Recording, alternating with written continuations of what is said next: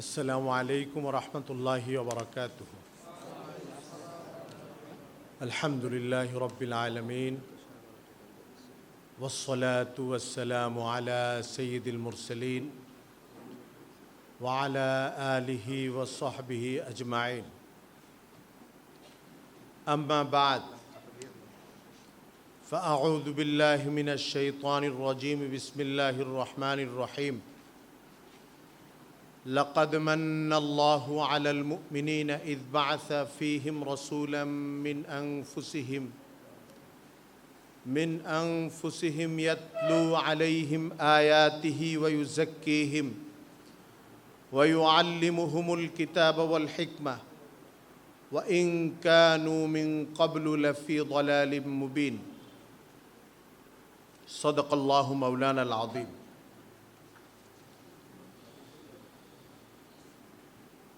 নবীন ওলামা কাফেলা টাঙ্গাইলের কালিহাতী উপজেলার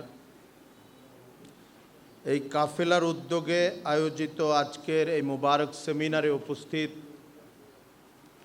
মোহতারাম মুআজ্জাজ জনমান্য সভাপতি সাহেব, দেশ বিখ্যাত এবং আমাদের এই অত্র অঞ্চল আলোকিতকারী প্রবীণ উলামায়ে কেরাম, আমন্ত্রিত মেহমানবৃন্দ, আমার সামনে উপস্থিত প্রবীণ নবীন ওলামায়ে কেরাম এবং বিভিন্ন জায়গা থেকে আগত সুধীবৃন্দ, আজকে ওলামায়ে কেরামের অভ্যন্তরীণ বলা যেতে পারে একটি বিষয় নিয়ে এখানে সেমিনার হচ্ছে। এটাকে আপনি ওলামায়ে কেরামের অভ্যন্তরীণ বিষয় বলতে পারেন, আবার জাতির নেতৃত্বের আসনে যারা বসে থাকেন তাদের ভালো কিংবা মন্দ, পথ চলা কিংবা উত্তরণের কোনো বিষয়, এটা গোটা জাতিরই বিষয়। 100% অভ্যন্তরীণ থাকে না তখন। আজকের বিষয় হচ্ছে ওলামা ও মুসলিম উম্মার করণীয় শীর্ষক সেমিনার। আলেমদের কি করা উচিত, মুসলিম উম্মার কি করা উচিত, সরল বাংলায় যদি আমরা এই শিরোনামকে সাধারণ সরলীকরণ করি তাহলে এটাই হচ্ছে আজকের প্রধান শিরোনাম। উলামায়ে কেরামের কি করা উচিত। রাসূল করিম সাল্লাল্লাহু আলাইহি ওয়াসাল্লাম ওয়ারিস হিসেবে স্বীকৃতি দিয়েছেন আলেমদেরকে।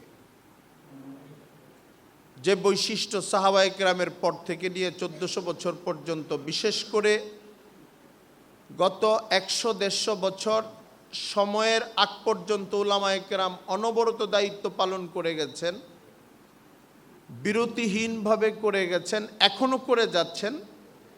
গত 150 বছরে এই দায়িত্ব পালনের মধ্যে কিছু কিছু জায়গায় কিছু ব্যসকম হয়েছে।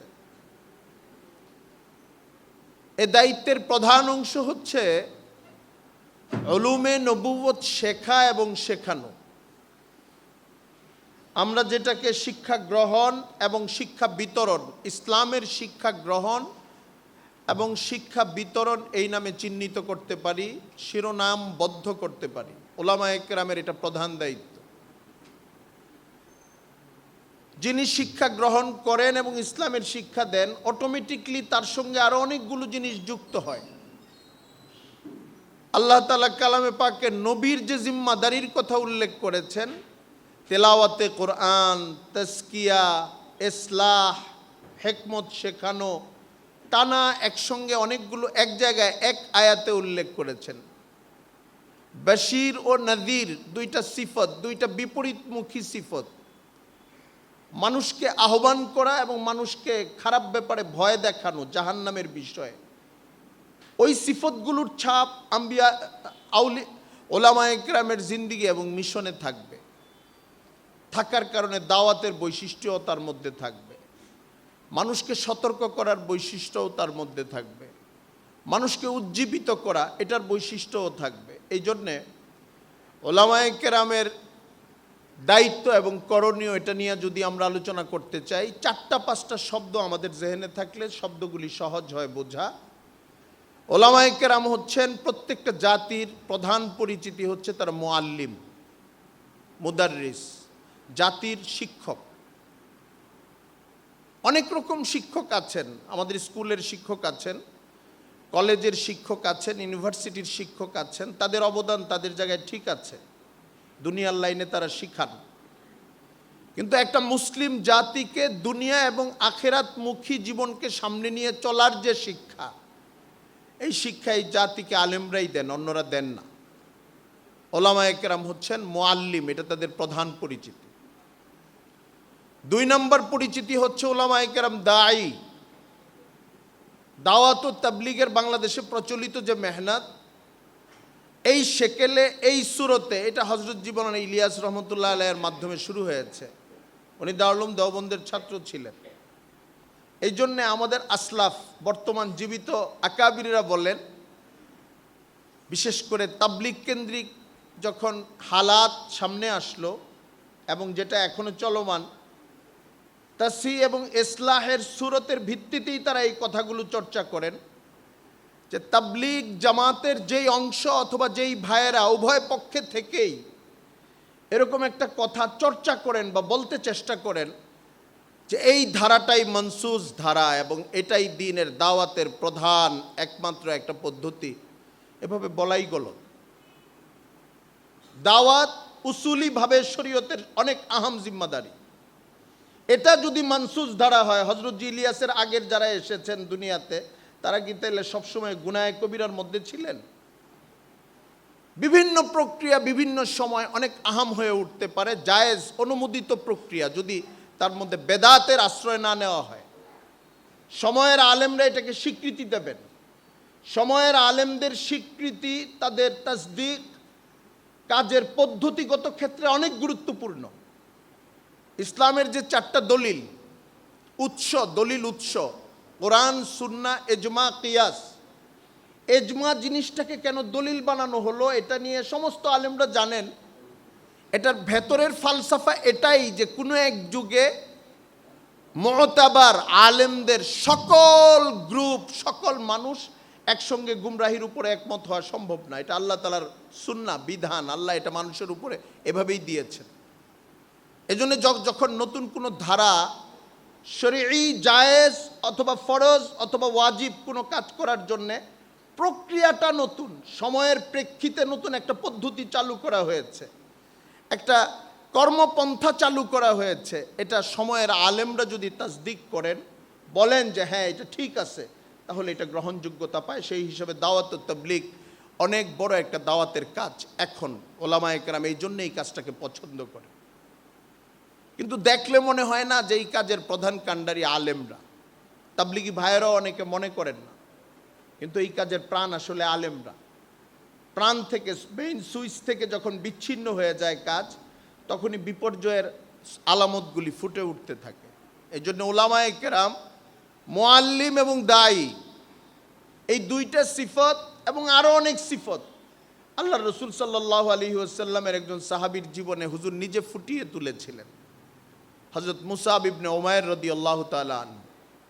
মুসাব ইবনে উমাইর মক্কা মুকাররমার সেই সাবেক যুগের, প্রথম যুগের সাহাবীদের একজন, যিনি বিত্তবান পরিবারের সন্তান ছিলেন। অনেক আয়েশ, আরাম, সৌন্দর্যের মধ্যে জীবনযাপন করতেন। ইসলাম গ্রহণের মূল্য পরিশোধের জন্যে তাকে ত্যায্য পুত্র হতে হয়েছে এবং মক্কার জীবনেই ছেঁড়া তালি দেয়া কাপড় পরে রাস্তা পার হতে হয়েছে। এবং নবী করিম সাল্লাল্লাহু আলাইহি ওয়াসাল্লাম তাকে দেখে অন্যদেরকে বলেছেন, মুসাব ইসলাম গ্রহণের কারণে এই জীবন বেছে নিয়েছে, যেটা দেখলে এখন আমাদের চোখে পানি চলে আসে। হযরত মুসাব ইবনে উমাইর হাবশার হিজরতে যারা গিয়েছিলেন সাহাবায়ে কেরাম, তাদের তালিকায় দেখলে হযরত মুসাব ইবনে উমাইরের নাম পাওয়া যায়। হাবশার হিজরত মদিনার হিজরতের আগের ঘটনা, ভিন্ন একটা ঘটনা, যেখানে কিছু সাহাবীকে পাঠানো হয়েছিল, তাদের কিছু আবার মক্কায় চলে আসছিলেন, কিছু রয়ে গেছিলেন, কিছু মদিনায় হিজরতের পরে মদিনায় চলে গিয়েছিলেন। রাসূল করিম সাল্লাল্লাহু আলাইহি ওয়াসাল্লাম যখন বাইয়াতে আকাবায়ে উলা হলো, মদিনা থেকে, ইয়াসরিব থেকে আগত অল্প কিছু মানুষ ইসলাম গ্রহণ করলেন, চলে যাবেন, তখন হুজুর একজন সাহাবীকে দিয়ে দিলেন তাদের সঙ্গে। জীবনীকাররা লেখেন রসুলুম মিনার রসুল, মুআল্লিমুম মিনার রসুল। মুসাব ইবনে উমাইর আল্লাহর রসুল, মেসেঞ্জার অফ মেসেঞ্জার। আল্লাহ তো নবী বানায় পাঠাইছেন হযরত মুহাম্মদ সাল্লাল্লাহু আলাইহি ইসলামকে, শেষ নবী, শেষ রসুল, সৈয়দুল মুরসালিন। কিন্তু উনি তার দূত হিসাবে 400, 450, 500 কিলোমিটার দূরে কয়েকজন মানুষ মাত্র ইসলাম গ্রহণ করেছে, তাদের মধ্যে দিন শেখানো এবং দাওয়াতের বিস্তারের জন্যে আরেকজন নিজের পক্ষ থেকে দূত পাঠিয়েছেন, উনি হচ্ছেন হযরত মুসাব ইবনে উমাইর। দায়ী হিসাবে গিয়েছেন, আবার মুআল্লিম হিসাবে গিয়েছেন, তাদেরকে যেন নামাজ শিখান, কোরআন শরীফের যেইটুক নাজিল হয়েছে এই তেলাওয়াত শিখান, দিনের যে বিধানগুলো রসুল এখন দাওয়াত দিচ্ছেন এগুলো তাদেরকে জানান। এটার জন্য রসুল তার প্রতিনিধি হিসাবে হযরত মুসাব ইবনে উমাইরকে পাঠাইছেন। যে কথা বলতে চেয়েছিলাম, মুসাব ইবনে উমাইরের কাহিনী লম্বা। উহুদের জেহাদে তিনি শাহাদাত বরণ করেছেন, মুজাহিদ রূপ, শহীদ রূপ, এটা ওনার জিন্দেগিতে ছিল। আলেমদের অন্যতম প্রধান পরিচিতি জাতির শিক্ষক, ইসলামী শিক্ষক, নৈতিকতার শিক্ষক, জাতির শুদ্ধতার শিক্ষক, অসততা থেকে বাঁচার শিক্ষক, দুর্নীতি, লুটপাট, খুন, অপরাধ, অনৈতিকতা, অত্যাচার, নির্যাতন, দলীয় প্রভাব বিস্তার করে মানুষের উপরে মানুষের ক্ষমতা চাপিয়ে দেওয়া এবং ক্ষমতা হরণ করা, মানবিকতা নষ্ট করা, এইটার যে একটা পাপ এবং পাপাচার আমাদের সমাজে সব সময় থাকে, কখনো একটু বাড়ে, কখনো কমে, কখনো গোটা দেশ কাঁপতে থাকে অত্যাচারে, কখনো মনে হয় একটু বিরতি হয়েছে, কিন্তু জিনিসগুলো চলে।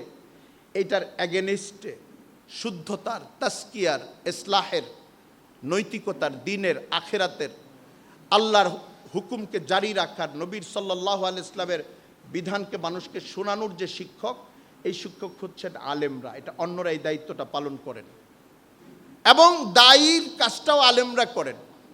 আর কি করেন? মুসলেহ হিসাবে ভূমিকা রাখেন আলেমরা। সমাজে কোনো পাপ হতে থাকলে যারা সাধারণ দায়ী, সাধারণ আবেদ, সাধারণ মুসলিম, পাপের অনেকগুলি ধরন হতে পারে। একটা প্রকাশ্য পাপ, নাচ গান বাদ্য হচ্ছে, সাধারণ গায়রে আলেম মুসলমানও বুঝবে এটা একটা কবিরা গুনাহ।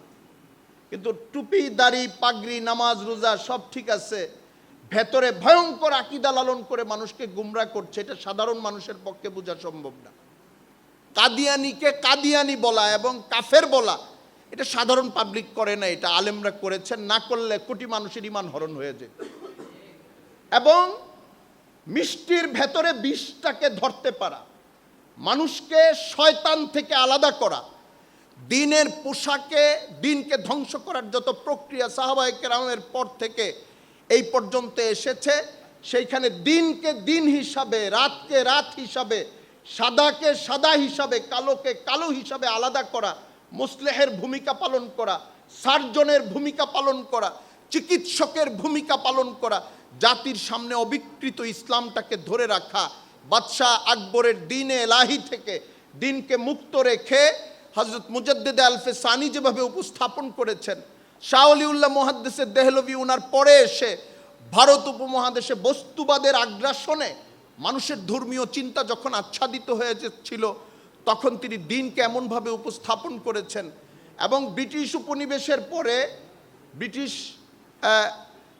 সিপাহী বিপ্লব উত্তর সময়ে যখন গোটা ব্রিটিশ রাজত্ব ইংরেজদের দখলে নিয়ে যাচ্ছিল, তখন 1866 সনে তাদের কবজা থেকে এবং হিন্দুত্ববাদী একটা আধিপত্য গোটা উপমহাদেশ জুড়ে, কালচারাল যে আধিপত্য তৈরি হবে, ওখান থেকে মানুষকে বাঁচানোর জন্যে দারুল দেওবন্দ প্রতিষ্ঠা করে আলেমরা যে ভূমিকা রেখেছিলেন, এটাই হচ্ছে আলেমদের প্রকৃত ভূমিকা। দায়ীর ভূমিকা, মুআল্লিমের ভূমিকা, মুসলেহের ভূমিকা, মুহাফেজের ভূমিকা, এটাই সব যুগে পালন করতে হবে ইনশাআল্লাহ। আলেমদের এটা দায়িত্ব। মুসলিম জনসাধারণের দায়িত্ব হচ্ছে এই কাজে আলেমদেরকে সঙ্গ দেওয়া। মুসলিম জনসাধারণ ধর্মীয় বিষয়ে, সাধারণ পাবলিক, আম্মাতুন নাস যারা ধর্মীয় বিষয়ে অথরিটি না, ধর্মীয় বিষয়ে ইক্তেদাকারী, আলেমরা যখন যে কথাগুলো বলবেন তারা তাদের মতো করে সে কথাগুলোকে অনুসরণ করবেন। আমি 2 নম্বর যে কথাটা বলতে চাই সে কথাটা হলো, আমি আলোচনার শুরুতে বলেছিলাম যে আলেমদের যে দায়িত্ব, এই দায়িত্ব পালন করার ক্ষেত্রে গিয়ে গত 100-150 বছর একটা ভিন্নতা তৈরি হয়েছে। এটা কীরকম? এটা হলো এরকম সাহাবায়ে কেরামের পর থেকে নিয়ে খেলাফত ব্যবস্থা, তুর্কি খেলাফত ব্যবস্থা 1924 সন পর্যন্ত ছিল। প্রায় 101 বছর অতীতে তুর্কি খেলাফত ধ্বংস হয়ে গেছে, যেটা তুরস্ক কেন্দ্রিক ছিল। তুর্কিস্তান না, তুর্কিস্তান আবার আরেক জায়গা। আমরা তুর্কিস্তান আর তুরস্ক একই জায়গা মনে করি। তুর্কিস্তান হলো মধ্য এশিয়া, চীনের পাশে। যেরকম এখন উইঘুর মুসলমানদেরকে নিয়ে চীনের সংকট হচ্ছে, চীন দখল করে নিয়েছে, এই জায়গাটারই সাবেক একটা নাম তুর্কিস্তান।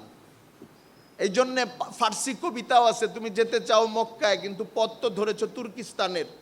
তো তুর্কিস্তানটাই মধ্য এশিয়ায়। আর তুরস্ক হচ্ছে বর্তমান তুরস্ক, যেটা যেখানে খেলাফত ব্যবস্থা আছে, যেটা এশিয়া এবং ইউরোপের মাঝামাঝি এবং দুই দিকের সঙ্গমস্থল বা মিলনস্থল জায়গাটা হলো তুরস্ক। খেলাফত ব্যবস্থা সুলতান মোহাম্মদ ফাতেহ যেটা বিজয় অর্জন করেছিলেন, এবং আয়া সোফিয়াকে মসজিদে পরিণত করা, এই কাজগুলো করেছিলেন, এটা তুরস্ক করেছিলেন। তুরস্ক এক জায়গায়, তুর্কিস্তান এক জায়গায়।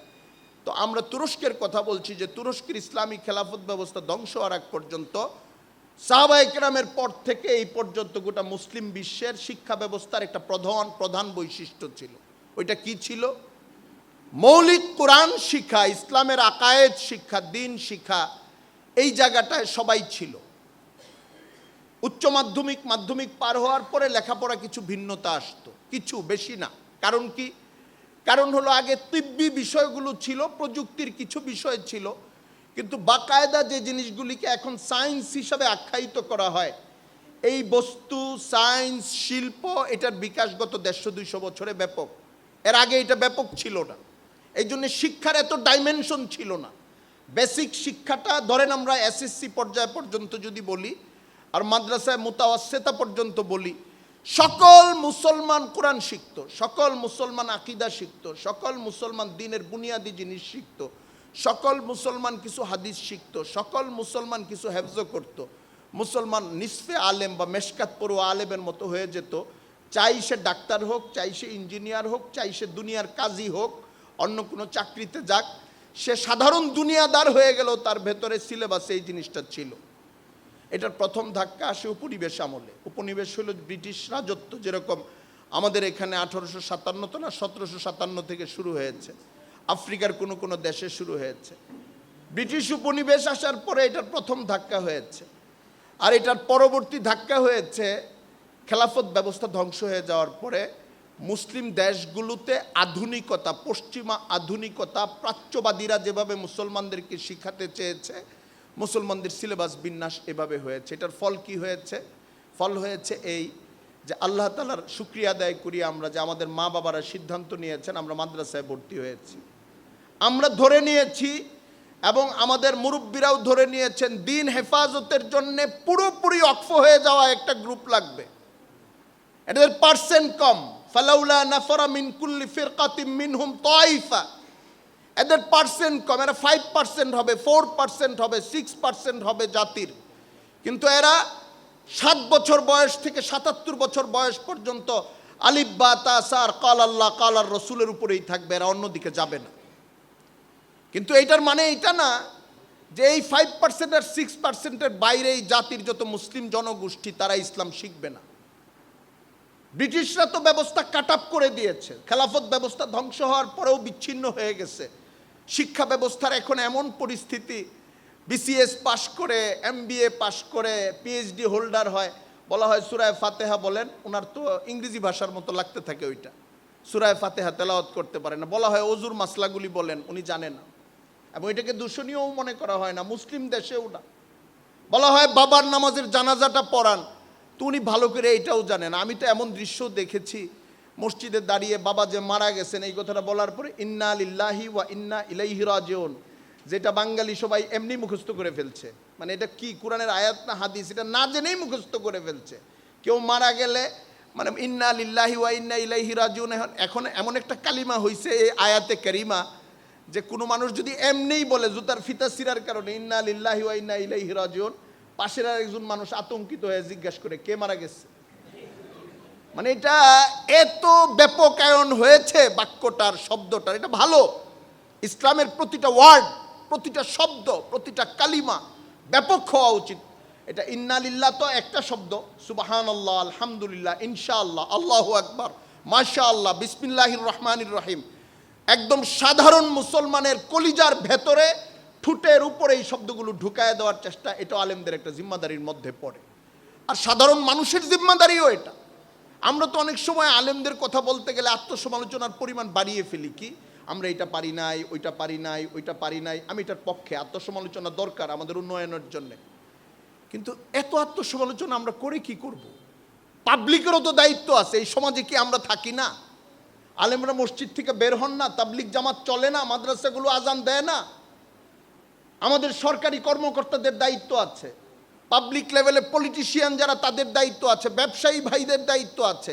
মসজিদগুলোতে গিয়ে জোহরের পরে, আসরের পরে, মাগরিবের পরে ইমাম সাহেবদেরকে দরখাস্ত করবে, আমাদেরকে আধা ঘন্টা শিখান, আমরা একটু শিখতে চাই।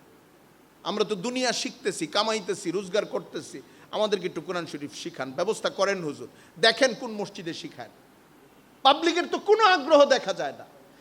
এখনো যদি বলেন যে হুজুর আগ্রহটা জাগ্রত করাও তো আমাদের কাজ, ঠিক আছে, আমি না করব না, এটাও আমাদেরই কাজ, কিন্তু এটা আমাদের একক কাজ না। একক কাজ যদি সবই আমাদের হইতো, বেটা বিয়া শাদী করলো কেন? ওই সময় তো হুজুর রেজিগায় না, বাচ্চা কাচ্চাও তো হইতেছে, ডাক্তারের কাছেও যাইতেছে, কামাই রোজগার করতেছে, টাকা পয়সা বানাচ্ছে, দুনিয়ার সব বুঝে, কোরআন শরীফ শিখতে হবে এটা বুঝে না। 5 বছর যাবৎ মসজিদে যাচ্ছে। যদি মানে সাধারণ শিক্ষিত কোনো ভাই এই হালতে থাকেন, এটা মাইন্ড করেন না, বুঝার জন্যে, আলোচনাটাকে প্রাঞ্জল করার জন্য আমি কথাগুলো বলছি। সবাই আমরাই আমাদের উন্নয়নের জন্যই আলোচনাগুলো করছি। সেটা কি, যে আমাদের বছরের এমনও হয় যে 5 বছর পার হয়ে যাচ্ছে, মসজিদে যায়, জুমার দিন যায়, আরো 2-1 ওয়াক্ত যায়, রুকুর মতো তাসবিহ কি এটা জানে না, সেজদার তাসবিহ কি এটা আলাদা করে জানে না, মসজিদে যাচ্ছে। অজু আসলে কিভাবে করে পুরোটা জানে না, সবাই দেখে ট্যাপের মধ্যে হাত এরকম করে, কুলি একটা করে, নাকে একটু পানি দেয়, দেখে ডান দিকে বাম দিকে একটু তাকায়, উনিও একটু একটু করতে থাকে। এখন এখানে বাদ আছে কিনা, শুকনা আছে কিনা, কুলি পুরাটা হইল কিনা, নাকে পানি গেল কিনা, পায়ের ধোয়াটা হইল কিনা, কোনই পর্যন্ত সহ ধোয়া হইল কিনা, মাসলা জানা নাই বলে এটা নিয়ে তার কেয়ারও নাই। নামাজে দাঁড়াচ্ছে, কিয়াম কিভাবে, রুকু কিভাবে, সেজদা কিভাবে, আলেমদের তো এটা রাখতে হবে মসজিদে। এটা মাগরিবের পরে করেন, এশার পরে করেন, কোরআন শরীফ পড়ানো শিখাইতে হবে, আকায়েদ শিখাইতে হবে। আমরা বলি আমাদের আসলাফদের দিকে, মানে তাদের সাথে সুর মিলিয়ে যে সব জায়গায় কোরআন সহি করা, মক্তবের শিক্ষাটাকে চালু করতে হবে, কিন্তু মাকসাদ এইটুক না। মাকসাদ হইল কোরআন সহি করা শিখানোর পাশাপাশি মৌলিক আকিদা, মৌলিক মাসাইলগুলোও শিখাইতে হবে। আপনি কোরআন শরীফ অনেক সহি করে দিলেন, এই লোক খতম নবুয়তের আকিদা জানে না, তো লাভ হইল কি? কোরআন শরীফ সহি করে যায় কাদিয়ানি হয়ে গেল, লাভ হবে না তো। মৌলিক আকিদা তো শিখাইতে হবে তাকে, 50টা আকিদা শিখাইতে হবে, আহাম জিনিস, যে এইটা ফরজ, এইটার দ্বারা ইমান চলে যায়। ইসলামের এই শায়েরগুলো আপনি ইনকার করলে ইমান থাকবে না। এটাকে এইভাবে করতে হবে, এটা এইভাবে করতে হবে, এই জায়গায় এই বিশ্বাস আমাকে রাখতে হবে, এই জিনিসগুলো শিখাইতে হবে। এটা মৌলিক আকিদার মধ্যে পড়ে। মৌলিক মাসাইলগুলো, ফরজ গুসুলের মাসলা জানে না, ফরজ গুসুলের প্রধান ফরজ 3টা, কেমনে আদায় না করলে উনি পাকই হবে না। মসজিদে যাওয়া তো অনেক দূরের জিনিস, ঘরে বসে কোরআন শরীফ তেলাওয়াত মুখস্থও করতে পারবে না, এটা তার জানা নাই। এটা আমাদের জিম্মাদারি, কিন্তু সাধারণ মানুষেরও জিম্মাদারি দিনকে শিক্ষা। তো আমি যেটা বলছিলাম, সিলেবাস ভিন্ন হয়ে যাওয়ার কারণে, শিক্ষা ব্যবস্থা ভিন্ন হয়ে যাওয়ার কারণে অনেক শিক্ষিত মানুষ আমাদের প্রজন্মের মধ্যে তৈরি হচ্ছে, কিন্তু তাদের সাথে দিনের কোনো সম্পর্ক নাই। সম্পর্ক শুধু তাদেরই হয় যারা তাবলিগের সাথে যোগাযোগ আছে, আলেমদের সাথে যোগাযোগ আছে, পারিবারিকভাবে দিনদারি আছে, বাবা মার মেহনত আছে, ওইটা তাদের ক্ষেত্রে ঘটে যায়। অথবা আল্লাহ তাআলা খাস ফজল করম কারো উপরে করেন, দেখা যায় কারো না কারোর সাথে রাস্তাঘাটে একটা আলেমদের সাথে মহব্বতের সম্পর্ক হয়ে যায়, তার ক্ষেত্রে ঘটে। সিলেবাসের প্রক্রিয়ায় ব্যাপারটা ঘটে না। প্রাতিষ্ঠানিক প্রক্রিয়ায় নামাজি হওয়া, 2 পারার হাফেজ হওয়া, ভালো আলেমের কাছাকাছি হওয়া, আকিদা সুন্দর করতে শিখা, আমাদের সিলেবাস এবং শিক্ষা ব্যবস্থার প্রক্রিয়ার মধ্য দিয়ে এটা হয় না। কেউ বলতে পারেন যে আমাদের কিন্তু ক্লাস 5 পর্যন্ত ধর্ম নৈতিক শিক্ষা আছে। আমি বইগুলি উল্টাইছি, বেশিরভাগ লেখাই ভালো, টুকটাক কিছু জায়গায় মনে হয়েছে সংশোধন দরকার, বেশিরভাগ কথাই ভালো। ধর্ম নৈতিক শিক্ষা নামক যে বইগুলো ক্লাস 1 থেকে 5 পর্যন্ত আছে, সমস্যা হইল এগুলো পড়ানোর লোক নাই। আপনি সূরা পড়াবেন, যিনি সূরা পড়ায় বাচ্চাদেরকে, উনিও বাংলায় পড়ায়, বুঝতে পারছেন কথাটা? উনিও আলহামদুলিল্লাহিটা বাংলায় দেখে দেখে পড়ায়, তো এই লোক বাংলায় যদি কোরআন শরীফ পড়ায়, বাংলায় যদি পড়ায়, তাহলে এই পরিস্থিতিটা কি দাঁড়াবে আপনি বুঝেন। এই তেলাওয়াতের কি হাত পা নাক মুখ কিছু থাকবে? তা আহত নিহত হইতে থাকবে, পড়াশোনা সব কিছু এটাই হইতে থাকে। এটা নিয়ে আর পড়া হয় না, নাম্বার কম, এই নাম্বার কাউন্ট করা হয় না, পড়ার গরজ থাকে না, কোনো ফায়দা হয় না। ফলত আমাদের এই প্রক্রিয়ার মধ্য দিয়ে যেটা তৈরি হয়, অন্য অনেক সিলেবাসের মধ্যে আরও বিষাক্ত জিনিস দেওয়া হয়, পরিবেশের মধ্যে বিষাক্ত জিনিস রাখা হয়। আমাদের ছেলেগুলো যখন, মেয়েগুলো যখন মাস্টার্স পাশ করে, একটা ভিন্ন ফিকির নিয়ে বড় হয়, ভিন্ন লাইফস্টাইল নিয়ে বড় হয়। নামাজের কোনো প্রয়োজনীয়তা সে অনুভব করে না। ওই ছেলেই করে, ওই মেয়েই করে যাকে ঘরে বলা হয়। মা বলে যে মা তুই রোজা রাখতে হবে, এই যে রোজা শুরু হচ্ছে, তো ওই মেয়ে একটু একটু চিন্তা করা শুরু করে। তার ক্যাম্পাস তাকে এই পরিবেশ উপহার দিতে পারে না। ইদানিং একটা চেষ্টা শুরু হয়েছে, কিন্তু এই চেষ্টা যতটুকু শুরু হয়েছে তার চেয়ে বেশি আমাদের মিডিয়াগুলো আবার শয়তানের সাথে হাত মিলায় এইগুলিকে জঙ্গিবাদী, মৌলবাদী, নষ্টামি, দুষ্টামি হিসাবে একটা অন্যরকম বাতাস দেওয়ার চেষ্টা করে। যদি ছেলেরা মেয়েরা কোনো ক্যাম্পাসে একটু কোরআনের অনুষ্ঠান করতে চায়, সিরাতের অনুষ্ঠান করতে চায়, দাওয়াতি কোনো মেহনত করতে চায়, কোনো খারাপ কাজের ব্যাপারে একটু প্রতিবাদ জানায়, ওদের একদম ভেতর থেকে আগুন জ্বলে ওঠে। তো এই জিনিসটার পরিবর্তনের জন্য আমাদের এবং সাধারণ মানুষদের সম্মিলিতভাবে নরমভাবে চেষ্টা শুরু করতে হবে। আমি মারপিট করতে বলছি না, সচেতন হইতে হবে, নরমভাবে চেষ্টা শুরু করতে হবে। তাহলে একটা সময় আসবে ইনশাল্লাহ এটার পরিবর্তন হবে। আমাদের তালিমি কাজ, দাওয়াতি কাজ, ইসলাহি কাজ, মুহাফাজাতের কাজের পাশাপাশি ব্যাপক সংখ্যক গায়রে মাদ্রাসার সাধারণ পিপল, আম পিপল, মুসলিম, তাদেরকে দিন শেখানো, প্রাথমিক দিনকে শেখানো। এটার জন্য তালিমউদ্দিন একাডেমি করেন, আফটার স্কুল মক্তব করেন, দিনিয়াত করেন, সাধারণ মক্তব প্রক্রিয়া বাড়ান, বয়স্ক শিক্ষার অন্য কোনো সিস্টেম করেন। মানুষকে আলেমদের কাছে আনতে হবে, দিনের কাছে আনতে হবে, মহাব্বত পয়দা করতে হবে। এমনও যদি হয় যে হুজুর আমার মসজিদে তো বিভিন্ন বেচ আসে, শেষ পর্যন্ত তেলাওয়াত আর খুব একটা সহি হয় না, যদি এইরকমই হয় তারপরেও করান। কেন করান? চেষ্টাটা তো করতে হবে। 2 নম্বর হইল মহাব্বত তো পয়দা হইল, দুশ্মনী তো কমবে, মাসাইলগুলো তো জানবে, আকিদাগুলো তো জানবে। আসতে থাকুক না, সে 1 বছরে হবে না 2 বছরে হবে, 2 বছরে না হইলে 3 বছরে হবে, না হইলে হবেই না।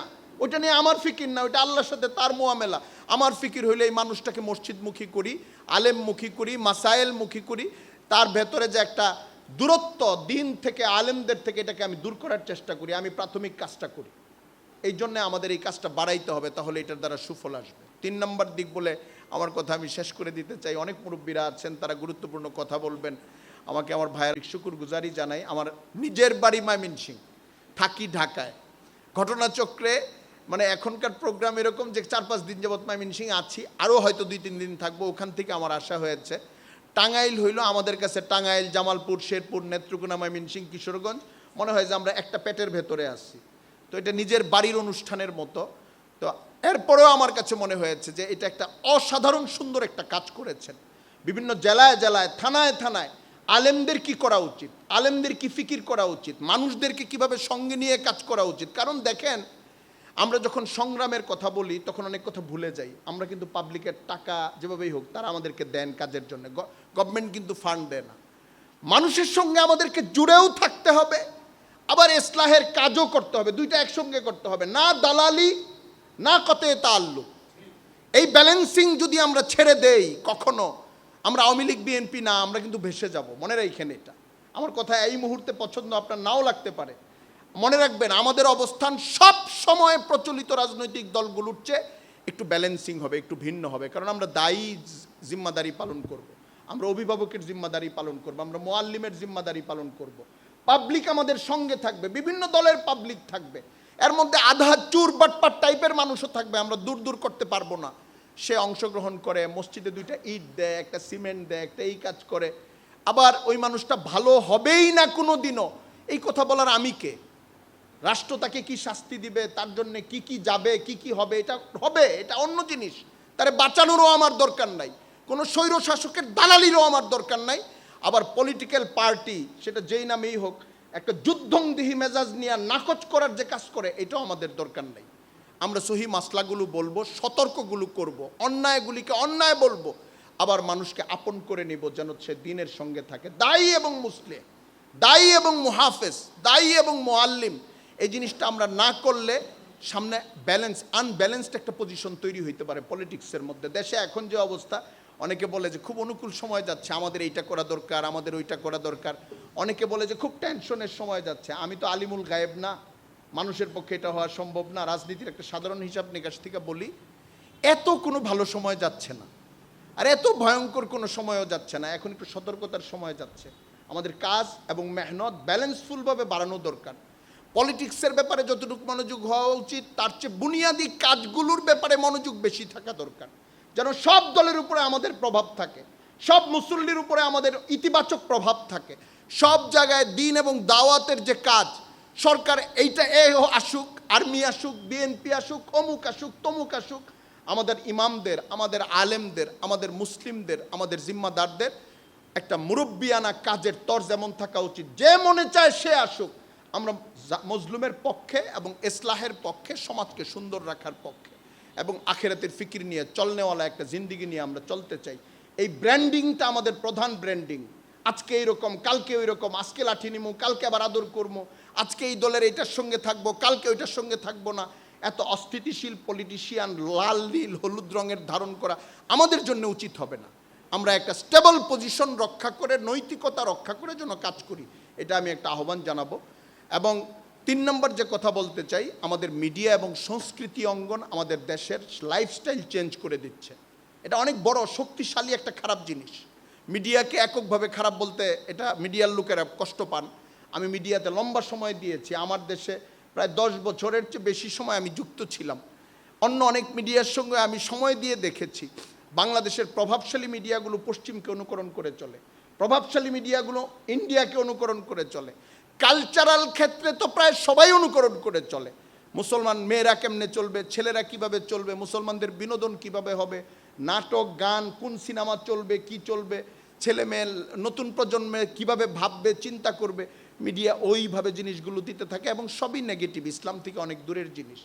এই জন্য আমরা যারা মসজিদে আইম্মায় মাসাজিদ হিসাবে দায়িত্ব পালন করব, বিভিন্ন জায়গায় ওলামা সুলাহা হিসাবে যারা সামাজিকভাবে দায়িত্ব পালন করব, মিডিয়াকে গালাগাল করার চেয়ে মিডিয়ার যে বিষ ছড়ানো হচ্ছে, এটা মাথায় রেখে উপযুক্ত ওষুধগুলো আমরা সমাজে বিতরণ করার চেষ্টা করব, যেন আমাদের নতুন প্রজন্মের যারা অভিভাবক, যারা তাদের বাবা মা, তারা যেন মনোযোগী হয় তাদের সন্তানকে কোরআনের মুখী করতে। এবং মিডিয়ার যে বাজে সয়লাভ, বিশেষ করে এক শ্রেণীর মিডিয়ার, প্রভাবশালী মিডিয়ার, মানুষের মগজ এবং চিন্তাকে বিকৃত করার, ইসলাম থেকে দূরে সরিয়ে নেওয়ার, বাতিলের দিকে মোহগ্রস্ত করে তোলার, ওখান থেকে যেন আমরা মুক্ত করতে পারি এবং তাদেরকে কোরআনের প্রতি আসক্ত করতে পারি। এটার জন্য আমরা চেষ্টা করব। সামনে রমজান মাস, রমজান ইবাদতের বসন্তের মাস এবং মুসলমানদের ঘরে ফেরার মাস, আল্লাহর কাছে ফেরার মাস। এটা অনেক বড় জিনিস।